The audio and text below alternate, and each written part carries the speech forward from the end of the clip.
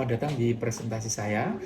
Kali ini saya akan mempresentasikan tentang apa yang sudah saya observasi antara pasar tradisional dengan pasar modern. Di sini saya akan mempresentasikan tentang perbandingan pasar tradisional Kaliote dan pasar modern Alfamart. Yang pertama, pasar tradisional Kaliote adalah pusat perdagangan yang ramai di Lamongan, Jawa Timur. Di sini kita bisa menemukan berbagai produk seperti sayuran, buah-buahan, daging ayam, dan barang kebutuhan sehari-hari. Jadi pasar ini menciptakan interaksi langsung antara pembeli dan penjual. Kemudian dua fenomena ekonomi mikro. Jadi yang pertama ada permintaan dan penawaran, kemudian ada tawar-menawar. Jadi di pasar Kaliote itu permintaan meningkat pada akhir pekan hari raya. Jadi pada hari-hari tertentu itu menyebabkan fluktuasi harga. Kemudian di situ terjadi tawar-menawar. Jadi praktik tawar-menawar yang umum di sini di mana pembeli berusaha mendapatkan harga terbaik. Nah, di sini menunjukkan interaksi langsung antara pembeli dan penjual. Kemudian yang kedua adalah perilaku produsen. Penjual itu bisa menetapkan harga berdasarkan biaya produksi dan harga pasar, serta menjaga kualitas produk untuk mempertahankan pelanggan. Kemudian yang ketiga ada perilaku konsumen. Jadi konsumen itu cenderung memilih produk yang segar dan berkualitas, serta peka terhadap harga. Itu seringkali konsumen itu terjadilah tawar-menawar. Kemudian yang keempat ada adopsi teknologi di pasar tradisional. Jadi sebagian besar transaksi ini masih tunai. Kemudian fasilitas pasar tradisional, jadi fasilitas yang saya amati, jadi tempat parkirnya itu sering penuh dan kebersihan kamar mandi perlu ditingkatkan. Jadi saran untuk pengelola pasar tradisional ini untuk peningkatan kebersihan, peningkatan fasilitas, dan penerapan teknologi. Kemudian terbelakang untuk pasar modern Alfamart.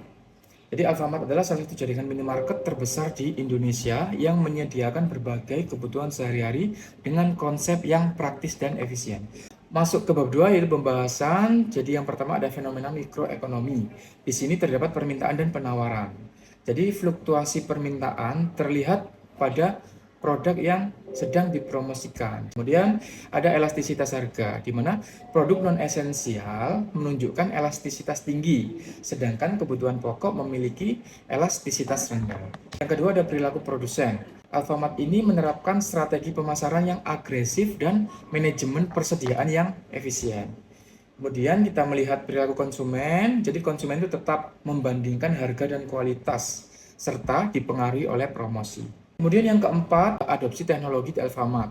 Sistem pembayarannya sudah digital, bisa diakses melewati aplikasi mobile, kemudian sistem inventaris, kemudian fasilitas di Alfamart, fasilitas fisik, tempat parkir yang sangat aman karena dilengkapi dengan CCTV, dan tata letak yang mudah dinavigasi. Nah, kemudian saran perbaikan itu meningkatkan pencahayaan ya mungkin ya, yang saya observasi soalnya agak redup pencahayaannya. Baik, kita masuk ke perbedaan antara pasar tradisional dan pasar modern. Yang pertama ada interaksi dari pembeli dan penjual. Nah, di pasar tradisional interaksi langsung dengan tawar-menawar. Sedangkan di pasar modern transaksi lebih cepat, efisien karena harga itu sudah ditetapkan oleh Alfamart dan tanpa tawar-menawar. Kemudian penetapan harga. Pasar tradisional harga ditentukan melalui negosiasi, sedangkan Alfamart harga telah ditetapkan oleh manajemen. Adopsi teknologi. Pasar tradisional terbatas dalam penggunaan teknologi, misalnya pembayaran masih secara manual, sedangkan di Alfamart menggunakan sistem pembayaran digitalisasi. Seperti itu. Kemudian konsep persaingan di sini, pasar tradisional itu saya menyimpulkan bahwa cenderung mendekati pasar persaingan tidak sempurna karena adanya sedikit variasi produk dan tawar-menawar. Sedangkan pasar modern itu beroperasi dalam lingkungan yang lebih mendekati pasar persaingan sempurna. Kenapa? Karena di mana banyak minimarket bersaing dengan harga dan kualitas produk yang serupa. Jadi di sini kesimpulannya, yang pertama, pasar tradisional Kaliote dan Alfamart memiliki karakteristik yang berbeda dalam hal interaksi, penetapan harga, dan adopsi teknologi. Nah, meskipun keduanya berfungsi untuk memenuhi kebutuhan masyarakat, cara mereka beroperasi mencerminkan prinsip-prinsip ekonomi mikro yang berbeda. Dan dengan memahami perbedaan ini, kita dapat lebih menghargai dinamika pasar yang ada di sekitar kita. Terima kasih.